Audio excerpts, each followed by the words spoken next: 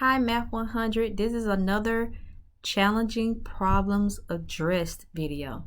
So here we have a problem that says the number of feet that a car travels before stopping depends on the driver's reaction time and the braking distance. For one driver, the stopping distance D, so we already know that D is our stopping distance. So it's very important that you know what the letters represent in the equation. So for one driver, the stopping distance D is given by the function D equals, so I already know this represents the stopping distance. F of V equals 0.05 B square. It's important that you know that there's a square on that V, plus 0.9 V. So the question you probably are thinking, what is V? And it tells us that where V is the velocity of the car. V is the velocity of the car. So let's put that down here. V equals the velocity of the car. Now that sounds like a scary word, right? If you don't know what it means. You may not know what the word means, but with modern technology, it only would take you 5 seconds to go to Google to figure out what it means. So it turns out that velocity is just the speed of something in a given direction. So all you really had to do was go to Google to figure out what is velocity, if you really wanted to understand the problem. Now, so again, velocity is speed. All right, so it says find the stopping distance. So when it's a good thing to look at that last sentence to figure out what are you trying to find, because we know that if we are trying to find the stopping distance, they did not give me the stopping distance and it's up to me to find it. But if one variable is missing, they must have given me the other variable. So find the stopping distance in feet when the driver is going 80 miles per hour. So what is 80 miles per hour? That must be the velocity since that's a speed, correct? So we're going to substitute all of our V's, V as in violin, with what? Because here V equals what? So I'm going to put a parenthesis here where I have V's, and I'm going to replace the V's with 80 to represent the 80 miles per hour. Now, this should be reminiscent, and this is exactly what we're doing. We are evaluating a function. So I just wanted to say that anytime you're in a section and you are working on a particular concept in that section, the word problem is not going to veer off in a totally different random direction. It's going to follow, or it's basically incorporating what you've learned in that section into that word problem. So don't get intimidated by it. You just learned the concept for the first 90% of the homework assignment. Do not think the word problem is something totally off the subject. All right, so now we have, you can rewrite D equals F of 80 if you would like, but using your, please excuse my dear Aunt Sally, right? Using your rules, you know you need to do that exponent first. So what is 80 squared? 80 squared is 6,400. Replace that with that. Plus 0.9 times 80 is 72. I'm going dot, dot, dot. 0.05 times 6,400 is 320 plus 72, which equals the 392 feet that we're looking for. So that's why the answer is here.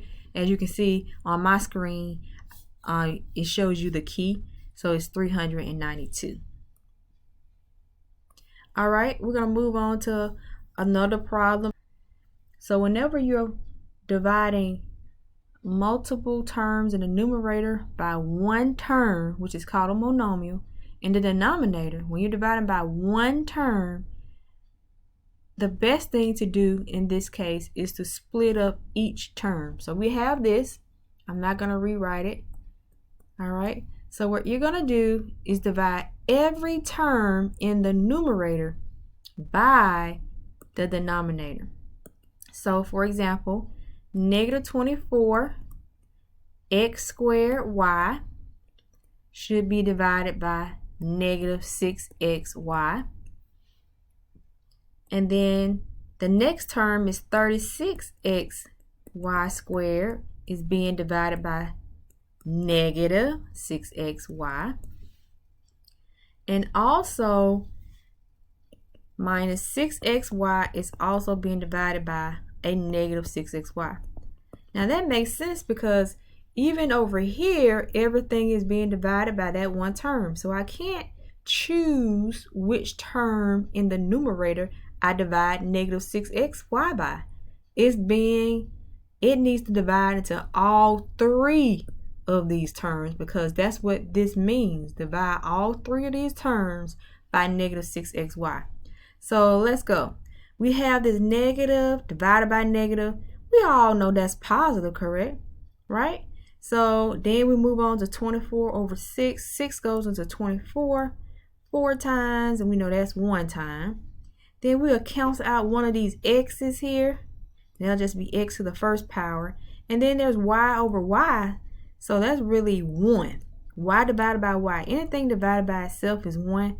But since it's times 1, we don't really need to write it. But I'll put it there. So what do we have? We have a 4. We have an x. And that's it for that. Because our negative divided by negative canceled out. Now over here, however, a positive times a negative is negative. So this actually is negative here, right? Because that positive times that negative is negative. The negative dominates. 6 goes into 36 6 times. The x's cancel or is equivalent to 1, but not necessarily the right one because 6 times 1, right? 6 times 1 is 6. Then we cancel one of those y's out. So we have 6y here. Now let's go to the last one. We have a negative divided by negative. Now that's going to change to a positive. It won't be negative anymore because it's either you look at it as negative times negative or negative divided by negative. However you look at it, your answer will still be positive.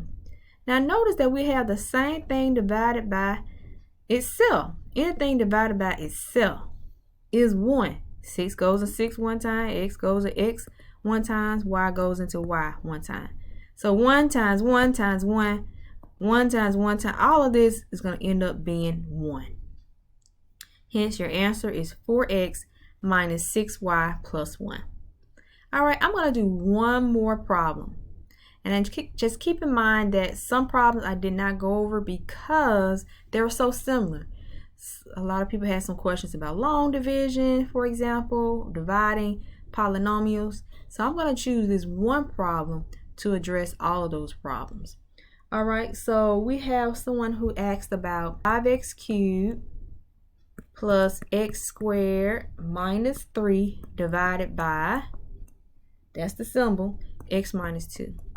All right, so if this part right here is not factorable, right, you must use either long division, polynomial long division, or synthetic division. Now, if this was factorable and then one of the factors was x minus 2, awesome. It's as simple as that. Factor it and keep on going.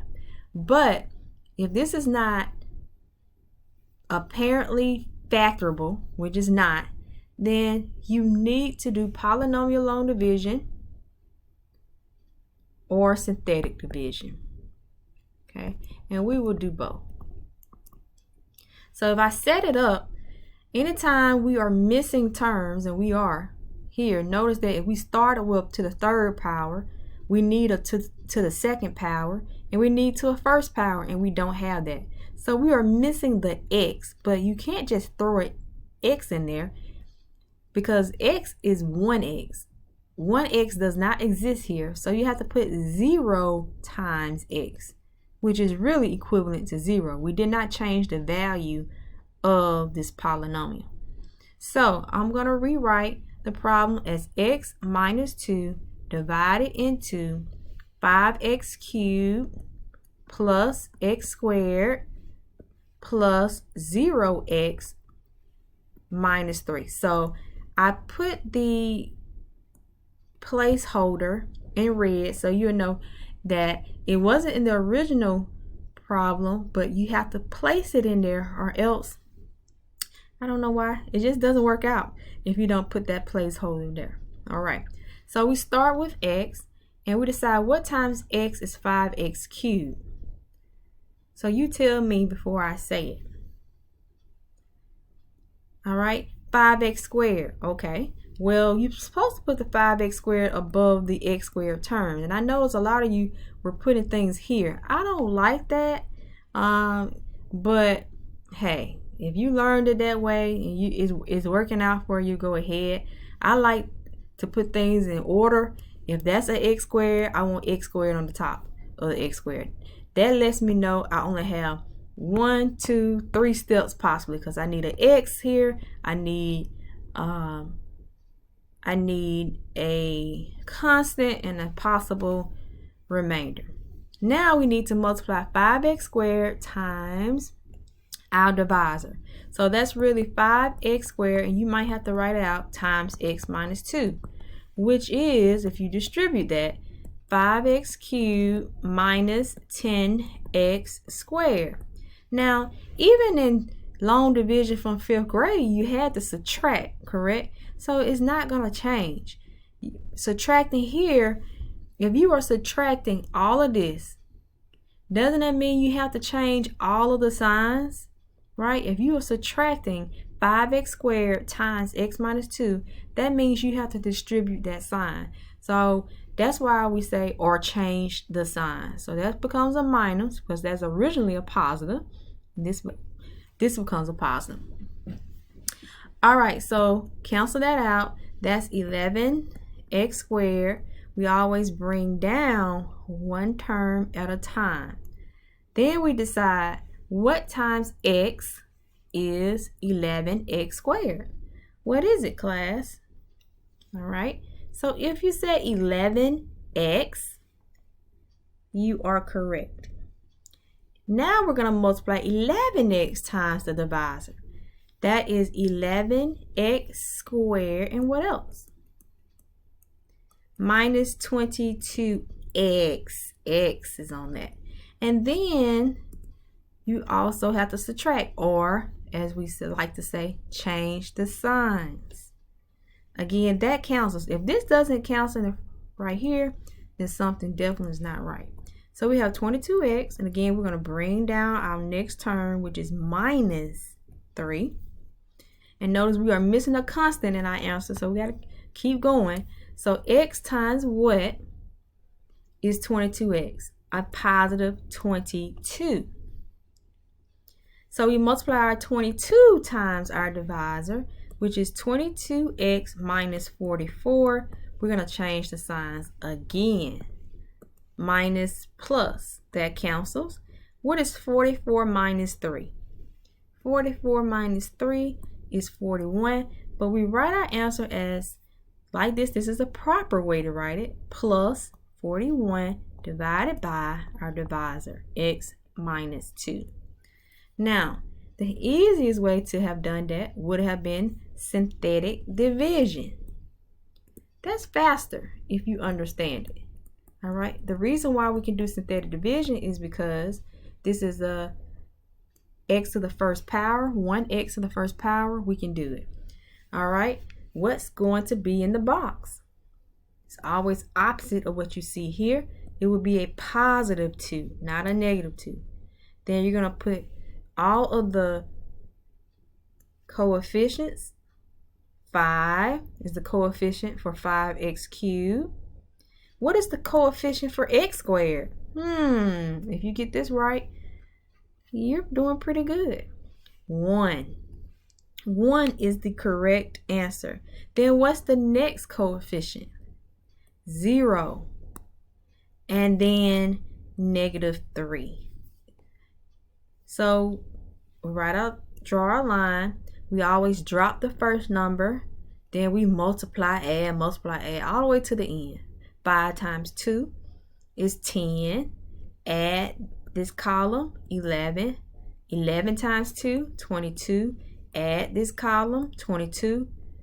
Multiply 22 times 2, 44. Add this column, 41. So these numbers look familiar because these are the exact numbers in the answer, right? 5, 11, 22, and 41.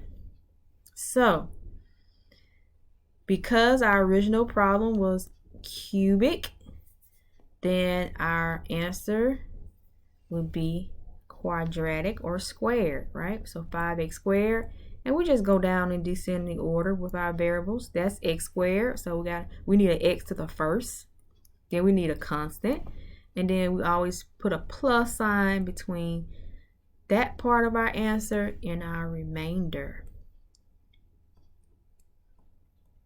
So those are the two different ways you could have done that problem. This concludes this video on challenging problems addressed.